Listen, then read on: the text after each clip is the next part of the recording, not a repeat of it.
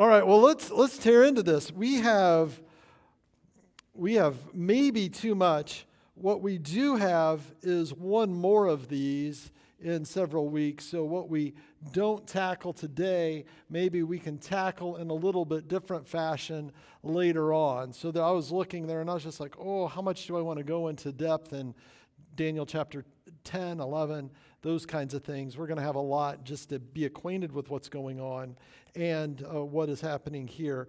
But I think that, so some of this may be a little bit reserved for there.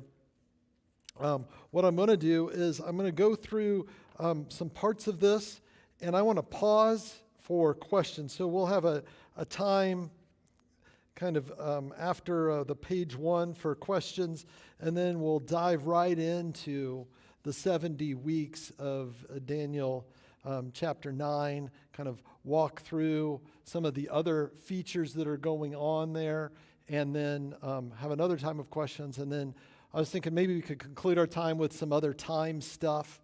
This is really good. So let's begin with a word of prayer, and let's begin. Father, I ask that first of all, you would help us with the truth. And Lord, your word is truth, and we want to handle it rightly. So Lord, I pray that this would be a time of wisdom and insight for us. But more than that, Lord, we want to obey your word. And I confess it's tough to obey your word if I don't feel like I understand it. And so I pray that the ultimate goal of this time today is that we might obey your word, that we might trust you more deeply and walk with a greater degree of confidence, not in ourselves, but in you. So be with us now, we pray in Jesus' name. Amen. Before we begin, I want to talk about what's called apocalyptic literature. Apocalyptic literature. Apocalyptic literature is a form of literature. It's a type of literature.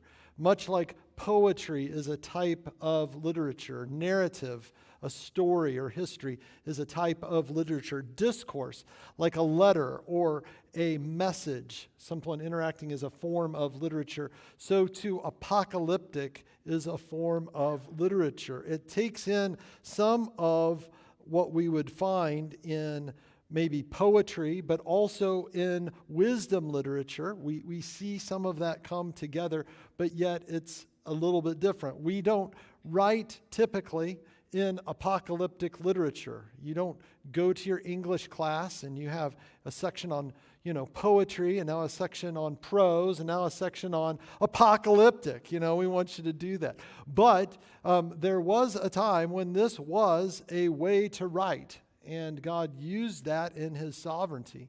And I think one of the things that might be helpful as you approach apocalyptic literature is to read not only the Bible, but maybe other things that are also written in this way. There's some great resources out there. One of the things that's doubly interesting is maybe some of what we find in the Dead Sea Scrolls from the Qumran community. They typically wrote in apocalyptic fashion. And so you see a lot of that, and that would be during the time, it's a technical term, Second Temple Judaism. Second Temple Judaism. After the Second Temple was built, from the time till King Herod, who was also a part of the Second Temple, but it was destroyed in 70 AD, so it didn't last very long. That's called the Second Temple period. And people would write in that fashion, and so you would see that. And there's some just very insightful things about how they interpreted the Bible, how they thought about things as they wrote in this apocalyptic literature. But most people, they make some mistakes when it comes to apocalyptic literature. The first is there's an over-the-top emphasis on identification. An over-the-top emphasis on identification. And that is when we look at it, we say, well, we just have to understand exactly what every referent goes back to. Well, sometimes it's confusing. Sometimes it's a little bit, there can be a double meaning. We found that today with the little horn. There's no way you can't connect that back to the little horn of Daniel chapter 7. And there's no way you can't say, well, this totally fits Antioch Epiphanes. And there's no way you can't say that this doesn't have some sort of future meaning. So it's kind of difficult. And when we're focusing way more on the over-identification, we sometimes lose the script. We'll talk about the 2300 a little bit more in depth later on. But, it's there, and it means something. There is a clear meaning, and then there are maybe some other things that it could mean, but there can be a mistake. If God just really wanted to tell us these things, he just would have said it. And he writes in this way for a reason. Second, one of the mistakes is there's an inability to handle and to use the image and imagery well. We don't get there. David Helm, who does the study guide for a preaching cohort that I'm a part of called Simeon Trust, he writes this about he goes, I've seen Bible studies derailed because the preacher and the people alike got fixated on trying to fathom how the flying scroll in Zechariah 5, which is 27 feet by 15 feet, could have gotten through the windows of the thief's home to consume it, both timber and stones. We've lost the script if we don't use the image and imagery well. Think of it like a dream. You're there in the dream, and there's realities that as you're telling people, you're like, but for some reason this wasn't a big deal in the dream. It's just kind of the way it was. And you're marching along with it. The greater point of the dream was, I was really afraid, or I was really concerned about this. But then there's goofy stuff happening about your friend from first grade that's suddenly there talking to you. And I don't know what this means, but here we are in the midst of it. We don't handle the image and imagery well. The third thing that we mistake is that historical settings are insignificant. When we see apocalyptic, there are historical settings that almost all of them form up. We tend to be willing to preach and go through Revelation 1 through 3. It's very easy. It's historical. It's kind of there we are. And we maybe feel a little more comfortable about Revelation 4-5 because, it's Jesus. And boy, we love Jesus.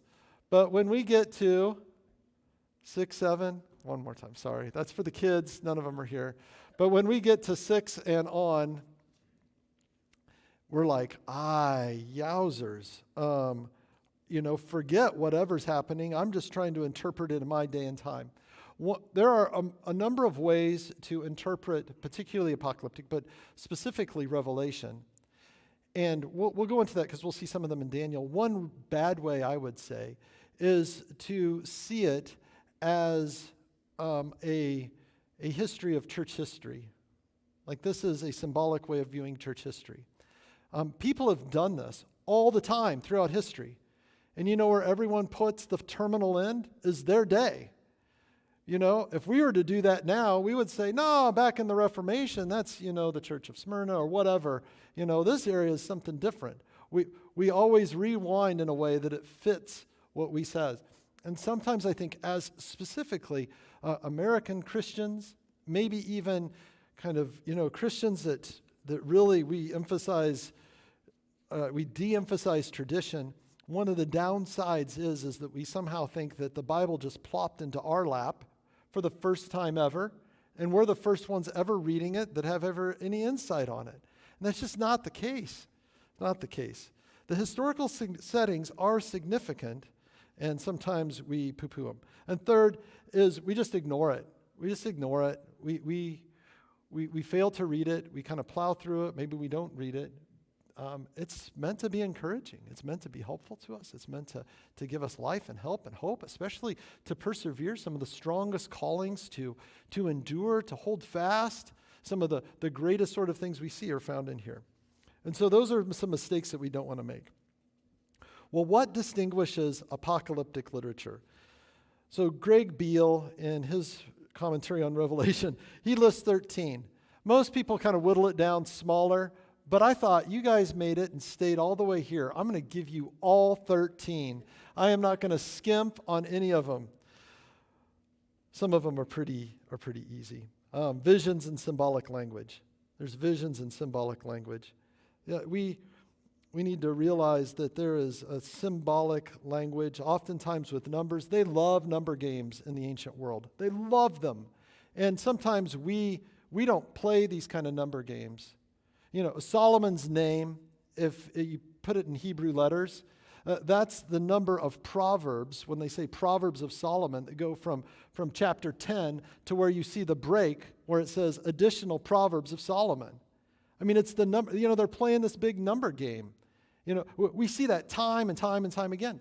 Matthew chapter 1, we see, if you look at the Hebrew name of David, it's 14. That's his, because they didn't have numerals like we do. There's 14. And so what do you see? 3 sets of 14 generations.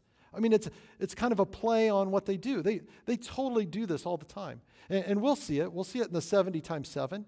That doesn't mean it's not actual kind of weeks or years or however we want to do it. But you can't but see that that's the year of Jubilee, that you have 7 times 10 times 7, which is kind of this perfection and completeness. Like, could you have a more complete sort of number?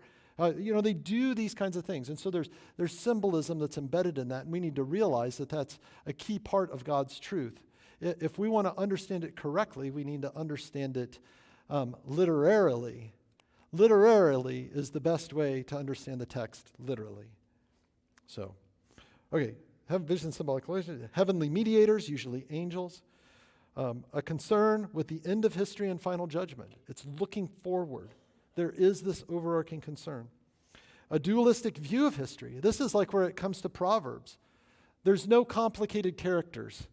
There's bad guys and there's good guys. There's no complicated characters when it comes to Revelation typically.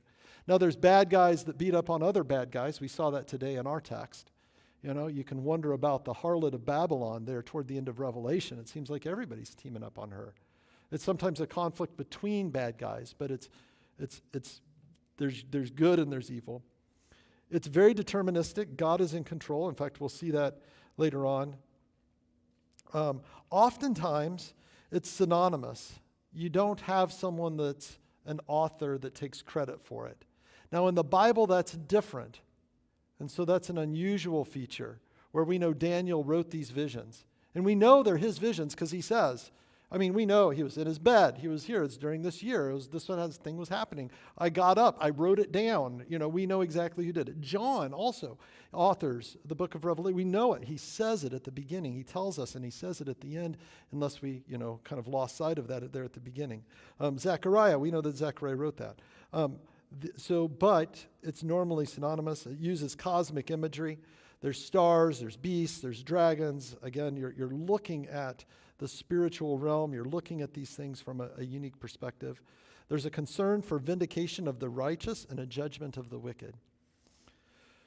There is a focus on the sovereignty of God. Almost always, there's a call to perseverance and faithfulness. It's a portrayal of history as a conflict between divine and demonic forces. 12. It uses the Old Testament as allusions and typology. Again, this was for Revelation, but we see that there is a lot of things that are drawn in. If you guys ever say, "Oh, we should do a study on Revelation," you'll probably watch me take a deep breath. I don't know if you know what you're asking for. No, we can handle the weirdness. I'm sure you can. Can you handle all the flipping back to the Old Testament? No book in the Bible has more direct quotations or allusions to the Old Testament than the book of Revelation.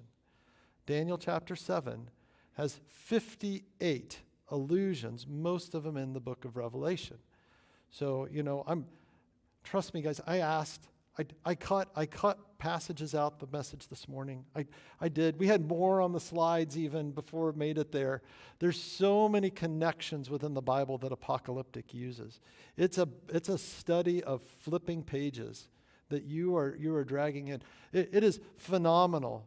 In my personal devotions going through Isaiah, Jeremiah, and Ezekiel while we're going through Daniel, oh my goodness, one of those crept in, I think, last week with Jeremiah calling Nebuchadnezzar a dragon. I was like, I got to include at least one, right? I mean, there's so many connections that are going on that apocalyptic is able to bring in. So many ties into what's going on. We know with clarity what's happening in Revelation chapter 12 because of those connections, because of the things going back to Psalm chapter 2 and those things. We learn so much about who Jesus is and what's going on because it uses this. And so it's hard not to just make it this sort of Bible study as opposed to what we want to do is we want to be able to forecast the future. And then an expectation of a new creation or transformed world. And so with that, David Helm gives us a couple of reading strategies. And I'll move us on here. I know you want this, but this is the good stuff. This is the tools that'll keep you from there. First is it does use symbolism, and I think I've said a lot in that as well. And so I have a minor in math. So if you like math, this is your stuff. Yeah, you'll see it, the number games, like 144,000. Can we not see that is 12 times 12 times 10 times 10 times 10? And that doesn't mean that can't actually be an actual number. But to not see the symbolism embedded in this, the sort of complete, the whole, what God is doing in that, I think is to miss that.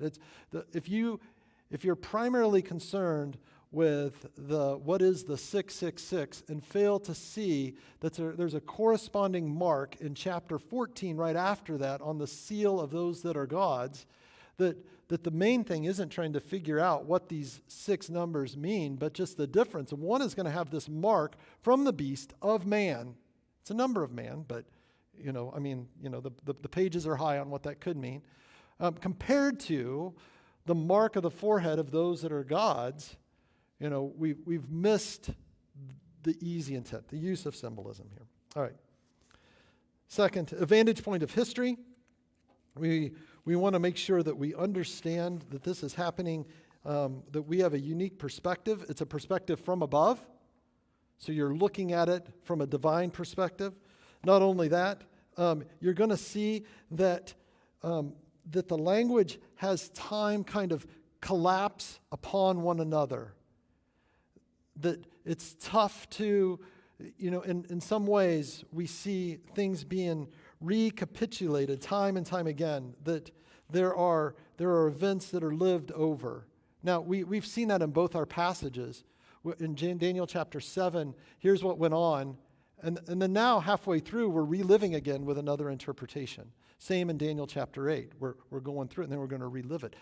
Quite frankly, we're going to see a lot of Daniel chapter 8 back in Daniel chapter 10 in the 4th vision. Not chapter 10, chapter 11.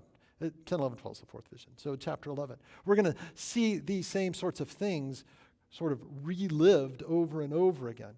And that's what we see in different places. You see like, oh, this event is bad. Oh, it's even worse. It's even worse than we have. And so there's kind of this, hey, we want to realize that we have these things kind of collapsing upon one another. Even then, when we look back at our template of Daniel chapter 8, we notice that this was in the future about 300 years, but it was still another 150 years before Antioch Epiphanes came in and did all these things. I don't know if we get that gap as we read that thing. It's kind of running it as one big event. So we need to realize that. And then just there's themes that keep going over and over again. You'll see those. There is often a really strong structure in Revelation for it being all over the place. The structure is incredibly rigid. You'll see in the book of Revelation, in Apocalypse, but for the book of there's 4 visions here in Daniel. 1, 2, 3, 4. It's super easy. 7 corresponded to 2, and we see some elements of 4 that are there. There's this structure that's going on. Every passage has been super easy. He has a dream, and then kind of in that dream, he has an interpretation that he gets from an angelic interpreter. We see that over and over. In the book of Revelation, that's pretty easy as well. There's the 7s, the seals, trumpets, and bowls, with interludes in between, with kind of the end caps of where we're at here in history and then where we're going there in the middle, right? And so we're trying to figure out, there's layers and layers of structure that are embedded there, and it's very helpful for us to see that. All right. One more thing, and where are we at? Okay. I included, and I'll probably do this again because we're going to go through 1st and 2nd Thessalonians in January, and they deal with some end time stuff as well. And so within the Free Church, we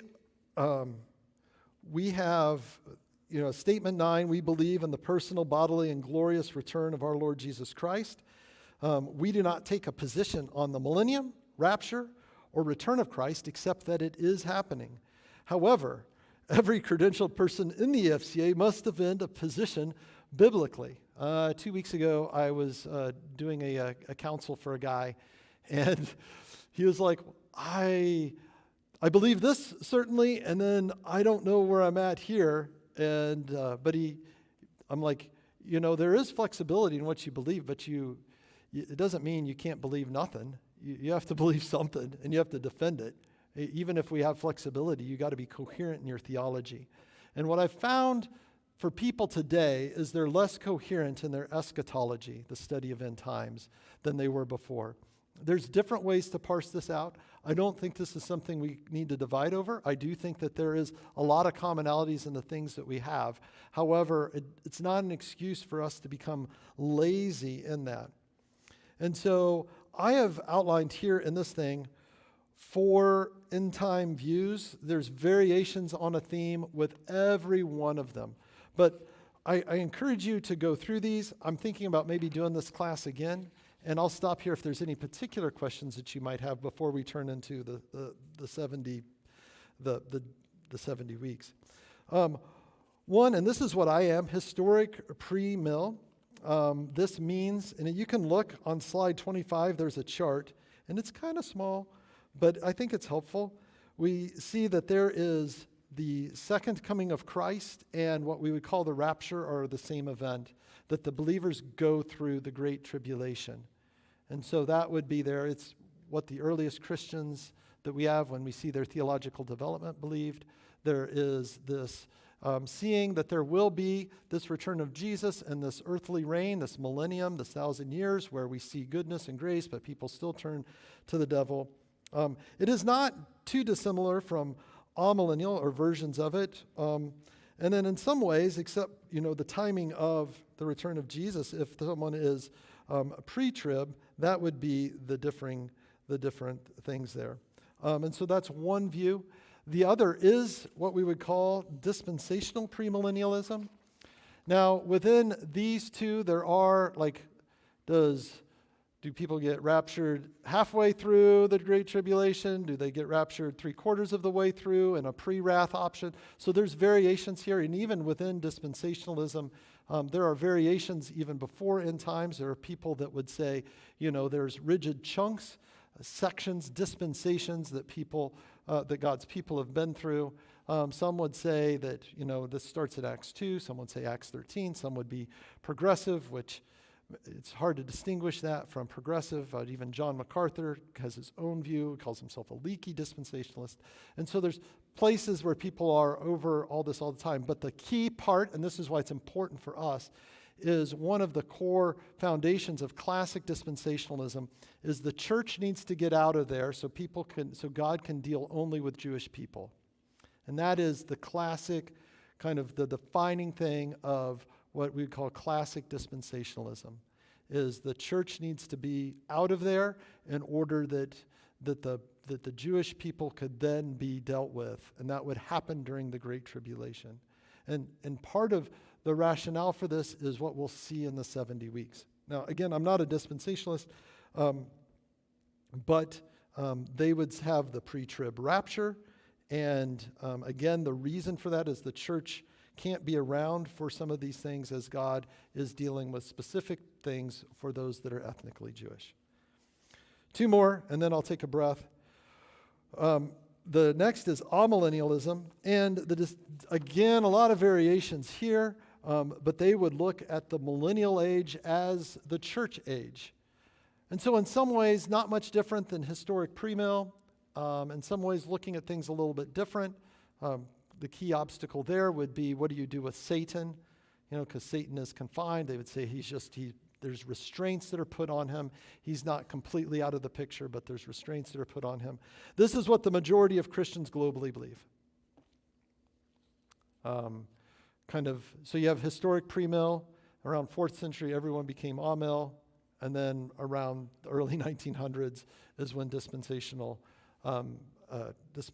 pre-mill came around. So historically, if you're kind of looking for people like, where is this? It's not very punchy. It doesn't have sort of the kind of pizzazz that some of the others have. But nonetheless, there we are. Then lastly, we have postmillennialism. And that means that, hey, we're just, the world's going to be great and just keep getting better.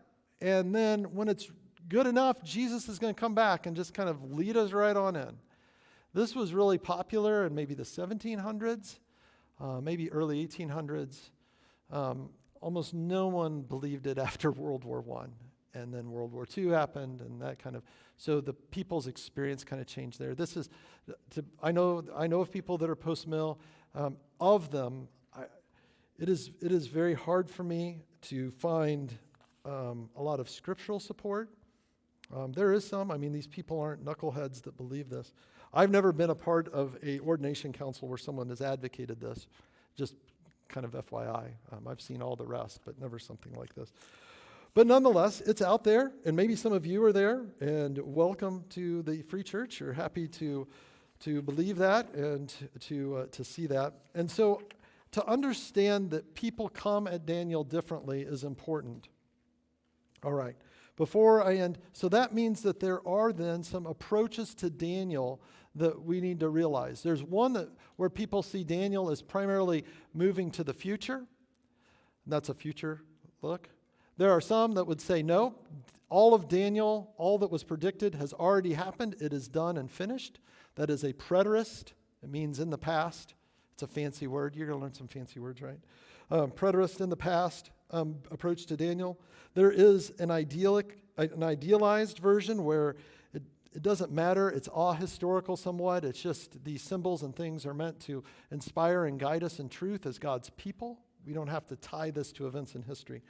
I think the best way to go, and we clearly see it in Daniel, but it's helpful as we look at other places, is to take an eclectic approach.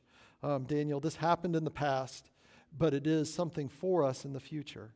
And, we could see that even with the Lord Jesus referring back to Daniel and the abomination of the desolation. And if we thought Daniel 8 was specific on what happened during the Greek Empire, wait till you read Daniel chapter 11. Most liberal scholars say that Daniel had to be written after the Greek occupation because it's so specific to what it did. And they would say, well, God couldn't predict the future. I don't understand the real, but that is the motive. That is totally the motive, is because there's no way someone could have this degree of accuracy about something happening in the future. Same with Isaiah and Cyrus the Great, kind of bringing that restoration in Isaiah 55. Most people say that's a late add in Deutero-Isaiah and stuff like that. Now, I don't believe any of that, but it's good to be conversant with that and to understand that these things really did happen in the past, but they have impact for the future, and they are meant to inspire the people of God now. Okay. I'll take a few questions. We'll hit the 70 weeks.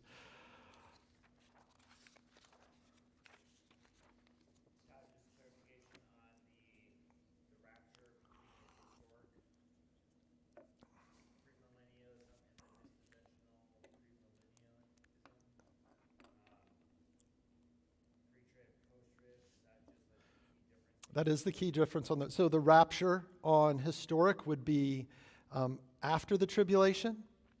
And so when Jesus returns in, say, Revelation 19, the people of God who've endured through the tribulation, that would be their catching up in what we see in 1 Thessalonians 4. The dispensation would be pre-trib. They would see that catching up before the tribulation and the actual day of the Lord, return of Christ, as an event happening later, 7 years later, whether those, however we want to look at that period of time.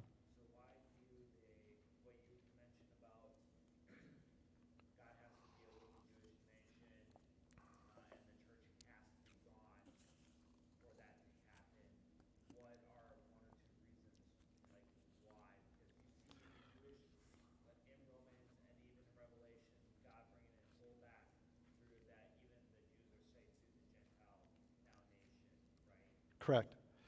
So it really so that's a great point. So how do we see this kind of distinction? So in Romans chapter 11, we see Paul saying that there's going to be this great incoming of people, that are Jewish according to the flesh. So he makes it pretty clear that this isn't a metaphor. This is an ethnic Jewish revival that's going to happen there toward the end. And I would say historic and dispensational would both believe that. The difference with classic dispensationalism, maybe not progressive dispensationalism, is that they would say you need to take the sort of hermeneutic that doesn't let anything referring to Israel then refer to the church.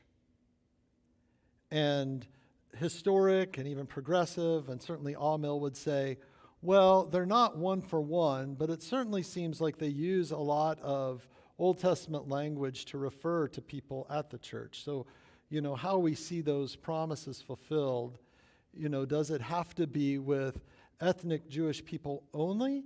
Or is this something that now expands more broadly?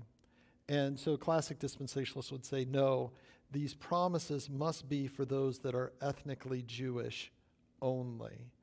And that would be the hermeneutic that guides it. In fact, I have a little book here, 3 Contemporary Issues in Contemporary Dispensationalism. And it kind of says, I was wondering if I highlighted a page here that addresses this. I marked one. Yeah, here you go. In his classic work, Dispensationalism Today, Ryrie sets forth the threefold sine qua non of dispensationalism. This is the thing. Distinction between Israel and the church, a literal hermeneutic, and the glory of God as his purpose in the church. Of these 3, undoubtedly the most important is the distinction between Israel and the church. Ryrie calls this the most basic theological test of whether or not a man is a dispensationalist. So, and it's not without issues, hence variations in church debates. But that would be the thing and the reason why. And maybe I can do another class. I'd be happy to share maybe some of the issues with that and some of the upsides of that. Basically, though, and I can talk on this for a while, but basically, if someone it seems like today, is a pre-trib person, they usually don't go about it that route. That route has problems because you see Hosea 12:3 saying, out of Egypt I called my son. And now we see Matthew 2, out of Egypt I called my son, and that's why Jesus moved to Alexandria and came back. Like, wait, no, that's for Israel, it's not for Jesus. Like, you're violating this. We see problems like that. But people would say this, though. Most people would say this. People in our church would be like, okay, what I see is that we are to expect the Lord's return at any moment. Any moment. And I think that if there's 7 years of this tribulation coming around, we would recognize it. And we would be able to mark where we're at. And so therefore, for me to kind of believe in the any momentedness of it, I'm pre-trib. So I'm maybe not as dispensational, like classic dispensationalist, but I am more any moment. And I don't think I could have that any moment if I felt like we were in the Great Tribulation. A historic pre-mill person would say, we might be in the tribulation, but that doesn't mean that you would recognize it. I bet the Christians in India and Manipur might have a different take than we would. Their experience is a little bit different. You know what I'm saying? Stuff like that. So, does that make sense to everybody? That's usually how people kind of think through that. And I think that's a real issue between these two types. Other questions? That was a great question, Luke.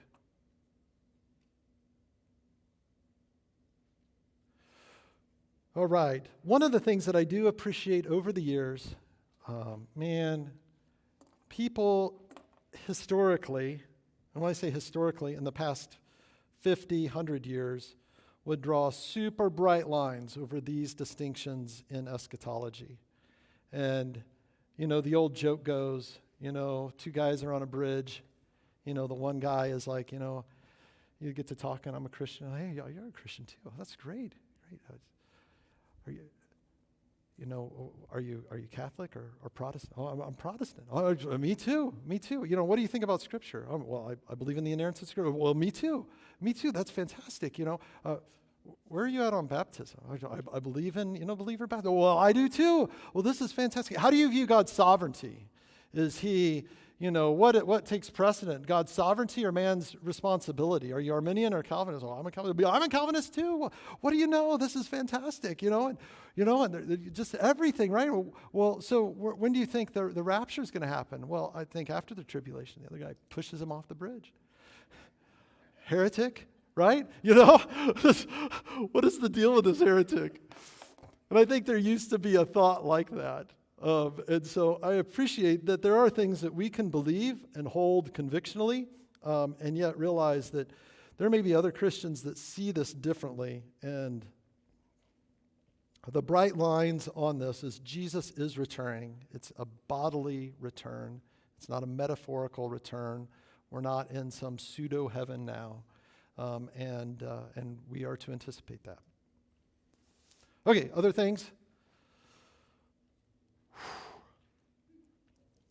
All right, let's do the 70 weeks. So some have called Daniel 9:24 through 27 the centerpiece of all biblical prophecy. And that's exciting as we launch into it. This is the answer to the prayer that Daniel prays earlier in chapter 9. The thing is there are some things we can say with certainty.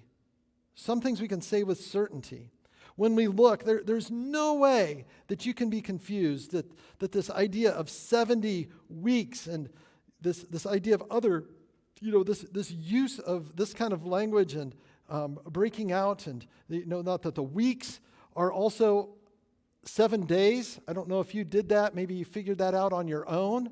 But there's a lot of completed numbers that are going on here. So we must not lose that. Most people take this in a few ways. What I've included here is I bought a lot of books. You guys probably know that. But there are some fantastic resources that are just right there in front of our face. I would say any of the study Bibles from the major publishers. Holman with the Christian Standard Bible, Zondervan's with their NIV, Tyndale's with the New Living, and Crossway with the ESV. Their study notes are by cream of the crop conservative scholars. And so, you may not like, certain things that maybe in those translations do individually, but the notes are absolutely fantastic. And what it is you take someone great like Douglas Moo on Romans, whose book is like this, and you say, you get this much space, dude, on the side to write the most important thing about this. And that's what you get. So you are getting condensed, distilled, great stuff. And I felt like that what they had here on the 70 weeks was fantastic. So I copied it. We'll walk through it, but I felt like it's helpful. If I was to do it, I might draw the graph on the next page a little bit differently, but to allow for a little more variation in a few things. But I feel like this is real helpful. So there's several options. One is the passage reversed to events surrounding Antioch Epiphanes, that the 7 weeks of captivity surround him. And this is what you would think if you were Jewish. This ends it with Antioch Epiphanes. They scale the time back. They take every day of the 70 weeks. So if you do the math, 490 days, they say every day is a year, and they would roll it back to where it would end with Antioch Epiphanes dying. And so this is a Jewish take on this passage. Second is that the 70 are to be understood figuratively. We've talked about symbolic. I don't We need to take it, we need to understand the symbolic nature. But it says here, kind of in the middle, one approach for the second view is to simply say the 70 times 7 symbolizes the ultimate incompleteness, and no further specificity is implied. I don't know that that's true. I think that there is more that can be said. And so, but that is one way to take it. The third one is the way that I would recommend, and that is these passages refer to events around the time of Christ. And so if you want to look at your chart, there are some ways that that happens. Now, for something that is the center point of prophecy, so says some smart person, you really are kind of backward engineering the 490. Now, that doesn't mean it's not right, it's incorrect. You also have to understand that sometimes prophetic things, they count things a little bit differently. And so you wouldn't have maybe years that have 365 days, or 360, whatever you do with leap year, but they would use it as 12 months of 30. So there would be a day of 360, a year would be 360 days in a prophetic sense. We'll see that with some numbers that they use later on, and that's probably what's implied. And so when you do some of those kinds of calculations, some of those numbers maybe fit a little bit better. But it does seem like it works rather nicely when you look at some things like in 538, the decree of Cyrus of Ezra, that you have some of these time periods that fit rather well. Or if you look at the decree of Artaxerxes in 458, depending on what you want to do, you get some places where it lands rather nicely around Jesus. And this is kind of, I think, God and his sovereignty, right?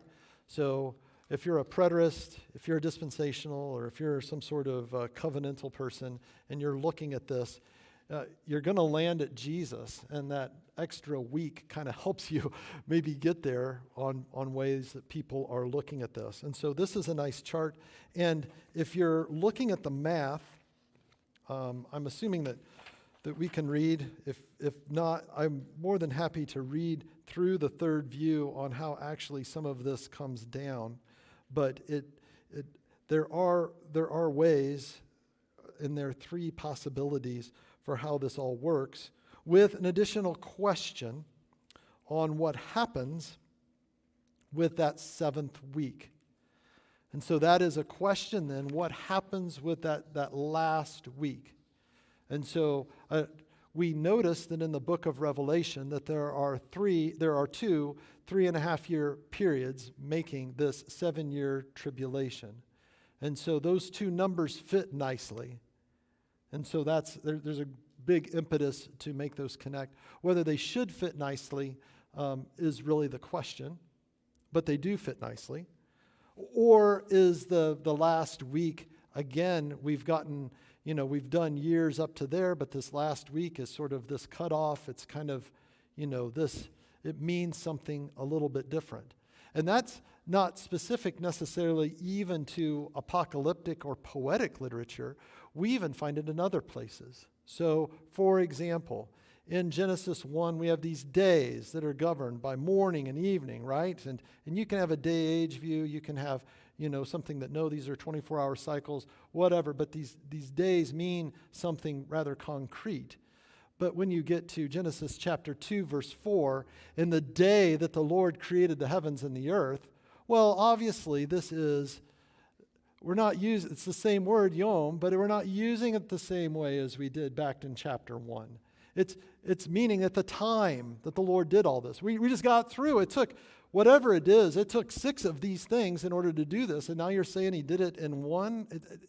That's not the way language works. And so some people have said, well, maybe that's what's happening here, is that we have these actual weeks, but then we get to this last week, and it's kind of referring then to this additional period of time where something's happening. Destruction of the temple, Christ's return, all of these kinds of things that are happening. I don't know, though, I don't know that if you have to be dispensational in order to make the 7 years a part of this tribulation period. If you're dispensational, you do, but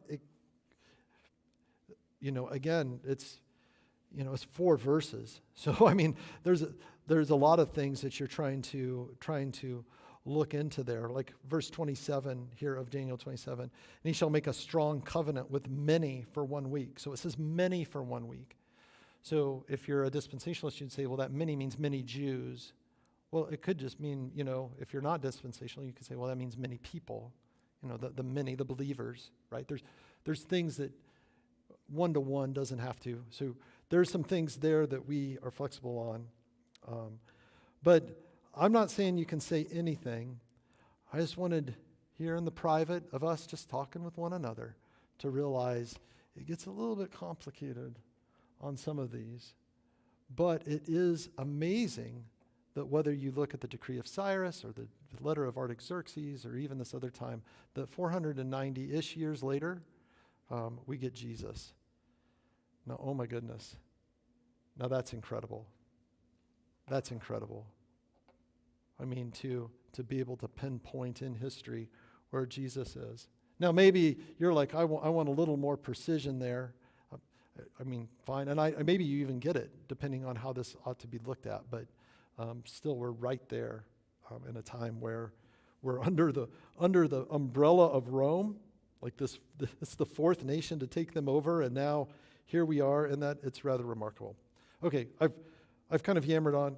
Some questions here. Yes. Right. Sometimes we hear 1,000 years is like a day unto the Lord. And at the end of Revelation, it says that Satan was bound for 1,000 years and then released. So maybe that's that last week. So did everybody hear what Maridel said? So, we see in 2 Peter where he said, a day is like 1,000 years to the Lord.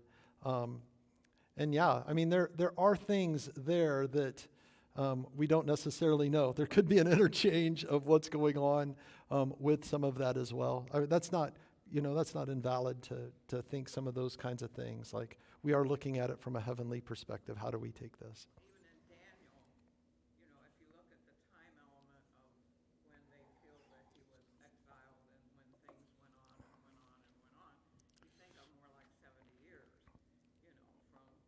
but sometimes you wonder if it's not different in different places, days, weeks, years,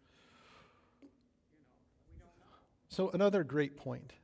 So one thing that is clear is that, just like Maridel brought up, Jeremiah prophesied, wasn't apocalyptic. There's kind of a difference here, but prophesied that Israel would be in captivity for 70 years. And that does stretch from the exile to there. And it's hard not to recognize what's going on here as a parallel in some ways to this. Maybe even is there a further exile that we're waiting for God to work with this number 70? Quite possibly. And it was because of these sin and rebellion, this neglect of not only Jubilee years, but other things where things were supposed to be returned. There's a whole reason as to why it was 70 back then. And so then we're looking back at something concrete.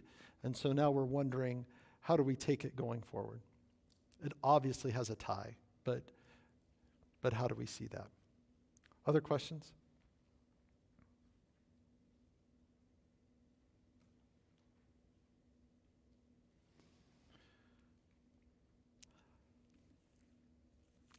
I know, you guys came, you're so disappointed. You're like, I wanted to know conclusively, and now here you are, muddying the waters. Okay, let me walk through let's just do a couple more things and then be done. And I will tackle the Daniel 10 and 11 stuff whenever we do Persia and Greece. Does that sound good? And if you guys have additional questions, you can come up. Okay, I've included a chart here that I think would be helpful for the 3 empires and then future events. And again, there's some stuff where it has some additional meaning, so some of these are not as hard and fast, but clearly I think the first 3 are pretty hard and fast. The Roman Empire and then kind of moving on towards something things, I think we begin to see what's going on. Now, in those, almost always in apocalyptic, at least in the Bible, when it's a horn, it's some sort of ruler. That's a strong ruler. That's what it means. And so we saw, as I said before, the little horn of Daniel 7, and now we have a second little horn of Daniel 8. It seems like that there are commonalities and differences. The second little horn seems to be clearly identified with Antioch Epiphanes, but it could be then something that then goes on. I think there's a clear sort of like, this is a little horn, but it's not the only little horn. It's looking forward to, what's ultimately going to happen throughout history, but then ultimately in the end with the Antichrist. And I just, kind of coming into Daniel 8, you're kind of like, well, this is just interesting, just proving the Bible's true. But more than that, I've come to appreciate, I feel like we've got a little bit of a template for living in difficult times by looking at apocalyptic things. That, as it says in 1 John 2, that antichrists will come and go. Antichrist will come, and many antichrists have come. So there is a sense of these little horns that have raised themselves throughout history, probably culminating then in some great little horn, if you take my meaning, some ultimate antichrist. And so you see some of that there. I think this is helpful. We again walk through a number of things. When we look here, we wonder about who is this. If we take a kind of what I call evangelical view of the 70 weeks, which gets us to Jesus with some wondering what to do with that last week. We see that the word went out, and Daniel, 70 weeks are about to decreed for your holy city, for the finished transgression, to put an end to sin, to atone for iniquity, to bring in everlasting righteousness, and to both seal both the vision and prophet, and to anoint a most holy place. So who is this? What is happening? Did the word go out? Most people would think that the word was going to go out around the time of Cyrus in 538. And this anointed prince then is not really Jesus, even though it prefigures it, but maybe someone that would be this vision and a prophet that would anoint the holy place, that this would be Ezra and the reconstruction of the Second Temple. And so then Jerusalem rebuilds, and there's a troubled time that comes off with Rome. We see the anointed cut off with Jesus, this prince that is to come then in verse 26. And the people of the prince who is to come shall destroy the city and the sanctuary. It shall come with a flood, and there shall be war. Desolations are decreed. So one way to see this is to see this as Titus, the Roman general that does destroy Jerusalem and the temple, but Titus prefigures then the ultimate Antichrist at the end. So again, you get some double layered sort of things going on here. Now, I admit, this is the Word of God, and I want to stand on the truth. My interpretation of this particular passage, we hold it with looser hands than maybe we do other things. So those are some of the things that are to come. One last little do. Let's end on a high note. Let's do some fun number games. You guys like that? So you can turn to the last page, time issues. I wrote there's a 2,300 evenings and mornings, so that's about 6 years and 4 months. I didn't say this in the message. Some people, they split that in half in order to get, 3 years, 2 months, almost 3.5 years, which kind of corresponds to when they actually quit doing the sacrifices, but started just doing the sacrifices to Zeus and all the other garbage that was going on at that time, up till Judas Maccabeus rededicated the temple. It seems stronger to not do that and to roll it back to when Onias III was killed and replaced by the wicked Menelaus, because then you wouldn't have had real sacrifices anyway. You would have had a high priest who did not represent the people. He represented the interest of Antiochus Epiphanes. And so, but you kind of have to make some decisions.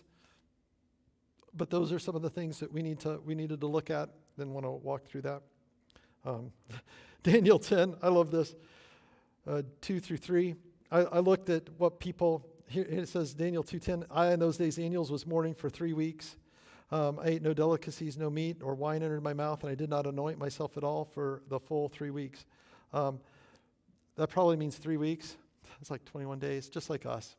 So sometimes it just means the thing. And that's not really apocalyptic. That's kind of narrative there and an apocalyptic sort of thing. But I don't know. I just don't want you to lose your head in all of this.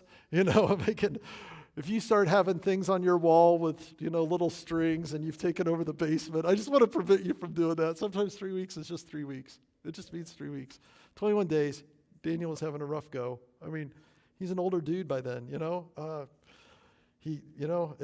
I don't know how I don't think I could go without 3 weeks. But as I get older, I've lost some appetite. You just realize it. At any rate. Time times half a time.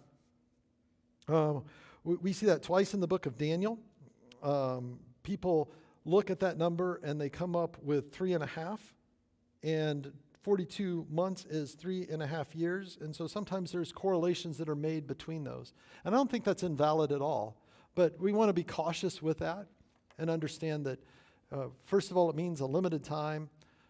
Second of all, maybe it means part of, and it's half of what would be a complete number in 7.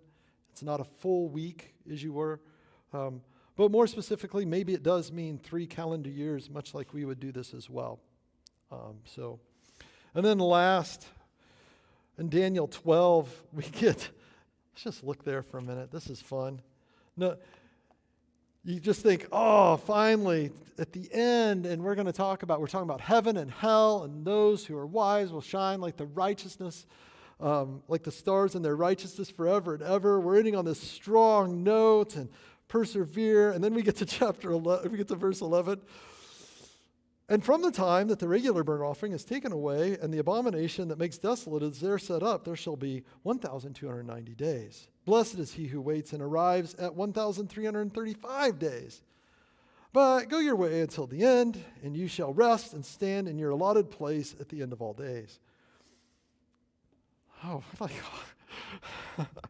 are you doing to me? You're killing me here. This is probably the most confusing thing of all. And so I've listed out there, we will tackle maybe some of that when we come to Daniel chapter 12, and we'll look at some of those options. There's some things we could look at. We may even look at that in our next in-depth time. But I wanted to list out there some of the numerical options for you.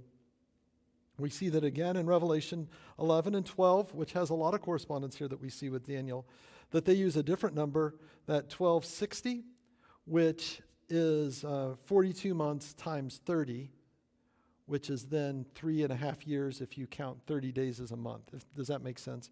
So that's the way they do the math.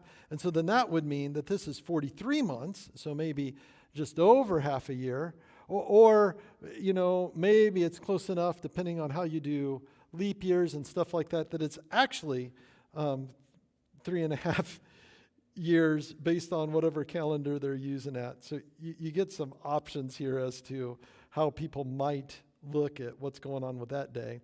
But even if you figured out the 1290, it seems like the 1335, well, now you have, the 45 months, or it's maybe you have, this, which is 45 extra days, which is like a month, if it's 30 days, and a half.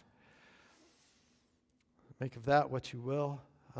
With symbolism, maybe it just means 45 days after that too. So, but if you're nodding, but you got to play with the numbers. That's what they're doing. They're looking at the numbers. They're playing with them. I think we go in for a type of scientific precision when we approach the scriptures that we maybe miss some of the symbolicism that's going on. Now, I don't think that's in spite of scientific precision. I have a history with science, and so I do want to take seriously that if the Word of God says it, that it is true. But what is the author trying to do to convey something here? So unfortunately, we end the book of Daniel with a little bit of a conundrum as to what are you talking about, dude? This is a little bit confusing once again. Okay, any questions that you guys have? I'd be happy to answer them. Dan.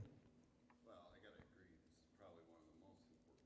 And I'm not just saying that. Because because it was named after you. Yes. I like when you get to the very end of chapter 11, and it just says, "Go your way, and the end will come, and you'll stand in the end of the days." You know, he was talking. You're a lot of place. You know, as a believer. Yeah, there's something nice, like just stay in your lane. That's great. We just get so hung up in only in between, but the important thing is to know Jesus as your Savior and know that someday it's all going to be over. Kind of like you said this morning, there's an end, there's a beginning, there's an end. That's great. That's great. Dan, did you have? Well, I just had a comment, which seems trivial now after her summary, but you said depending on what calendar, are you referring to whether leap year or not leap year, Roman calendar? Yeah, that's the kind of thing. So ancient calendars are a mess. So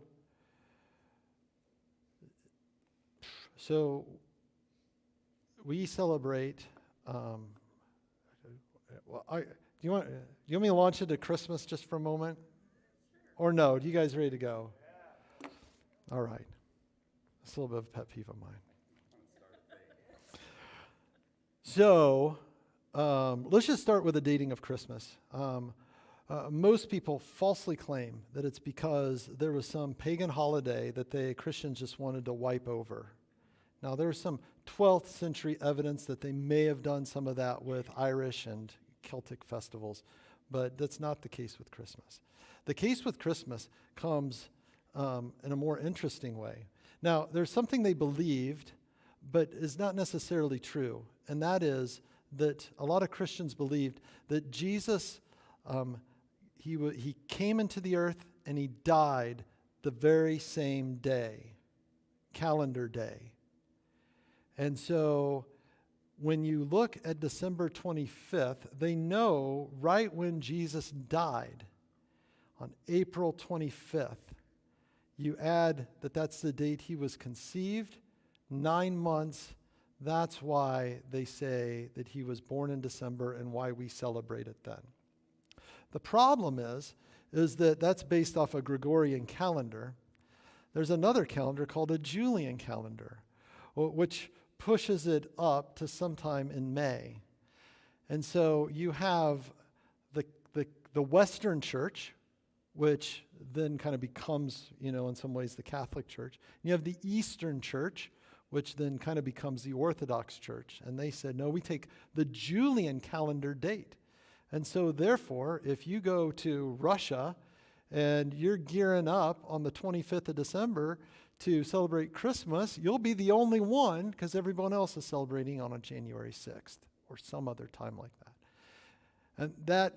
And the dating of Easter and all these kinds of, it's absolutely bonkers the way that these calendars go through that. And the other issue is that so each country then would have, in some ways, its own calendar and its own way of navigating things.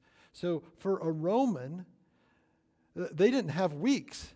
You kind of just had a month, and you would have festival days, and you'd have market days, and you'd have these kind of things, maybe 10-day weeks, but they just didn't ever think of it like that. They thought of them just as months that had these variations within that. And then you have, so Jewish people, which are like, no, the week is what's important. We have these weeks, and we go off of these weeks. And then it's, what do we base our time off of? Do we base it off of a lunar cycle or a solar cycle?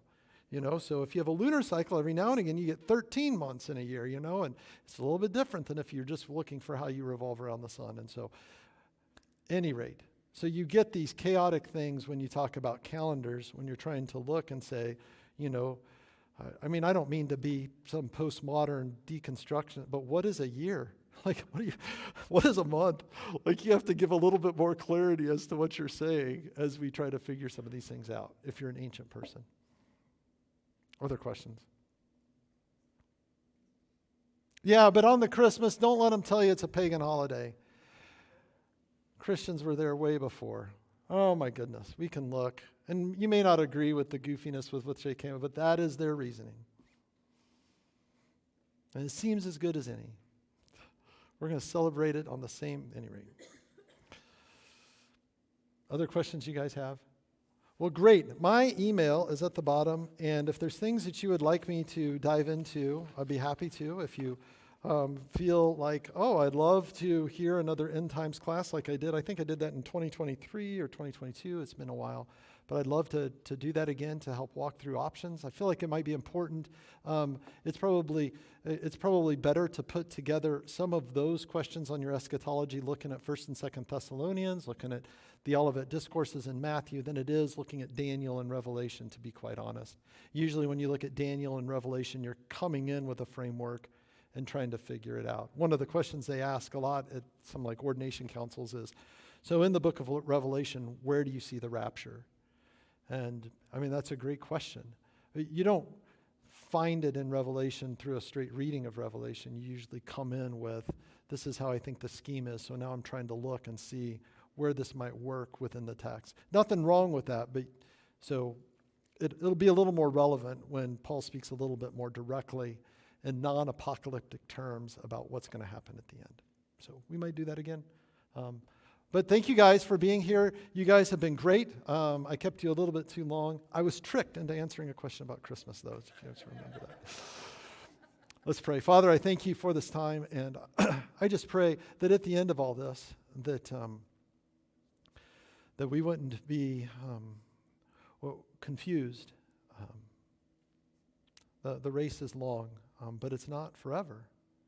And so, Lord, give us the strength to run hard right now, today, knowing that there will be an end. And Lord, I pray that as we see events unfold in history, even as you've clearly predicted, and maybe there is some ambiguity as to what's to happen, but one thing is not unclear, and that is you reign supreme and rule over all that there is. Thank you, Lord, for your goodness.